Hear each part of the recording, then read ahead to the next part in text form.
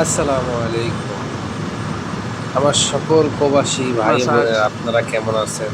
প্রত্যেকটা Cordoba প্রবাসী পরিবারের আত্মীয় স্বজন মা বাপ ভাই বোন يوم আপনারা اثنين কেমন تاريخ আছেন? আশা করি ভালো আছেন আল্লাহর سبعة অসীম عشرين রহমতে। صباح আমিও ألفين ভালো ستة আছি وعشرين আলহামদুলিল্লাহ। আমি একজন সৌদি আরব প্রবাসী। আমিও আপনাদের মতন রক্তে মাংসে গড়া একজন মানুষ। আমারও প্রতিদিন আপনাদের মতন কাজ করতে হয়, কিন্তু হয়তো আপনার আমার কাজের ধরনটা একটু আলাদা। হয়তো ভাই আপনি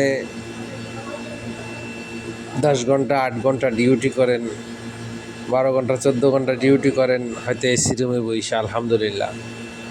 আর আমি ভাই 14 ঘন্টা 15 ঘন্টা 12 ঘন্টা 16 ঘন্টা ডিউটি করি। আমার এই 12 ঘন্টা 14 ঘন্টা রোদে বৃষ্টিতে ভিজ গিয়া কাম করতে হয়, রোদে ভোর গিয়া পানির কাজ এসিডের কাজ করতে হয়। তারপরেও আল্লাহর কাছে শুকরিয়া আদায় করি আলহামদুলিল্লাহ, তিনি সুস্থ রেখেছেন, তাই তো কাজ করতে পারতেছি। তো আপনারা কে কোথা থেকে আমার ভিডিওটা দেখতেছেন একটু জানাবেন, তাহলে আমার ভালো লাগবে যে না আমার ভিডিওটা বাংলাদেশ থেকে দেখতেছে, দুবাই থেকে দেখতেছে, কাতার থেকে দেখতেছে। দেখেন আমার প্রতিদিন কাজ করি, এখন যে কাজটা করতেছি এত পরিমাণ রোদ এত পরিমাণ গরম, পানিটা গ্লাসে দেওয়ার সঙ্গে সঙ্গে গ্লাসটা শুকিয়ে যেতেছে। আর এই গ্লাসটায় প্রচুর পরিমাণ দাগ পড়ছে, সেই দাগটা উঠানোর জন্য এই পানির ভিতর কেমিক্যাল তো দেয়াই আছে, এরপরে আবার অ্যাসিড দেওয়া হয়েছে হালকা।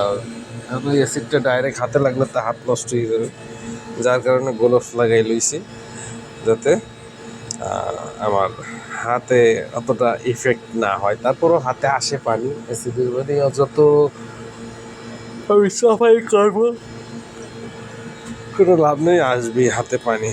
তো যদি ভিডিওটা ভালো লাগে অবশ্যই একটু কমেন্ট বক্সে জানাবেন যে হ্যাঁ আপনাদের ভালো লাগে আমার কাজের ভিডিও, তাহলে আমি আর ওই ভিডিওগুলো বানানোর চেষ্টা করব।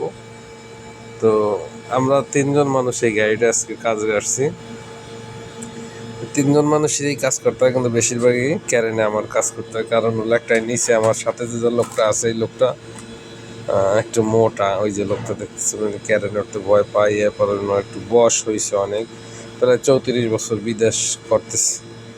তা আমার থেকে বড় তার ছেলের বয়স, মেয়ে বিয়ে দিছে।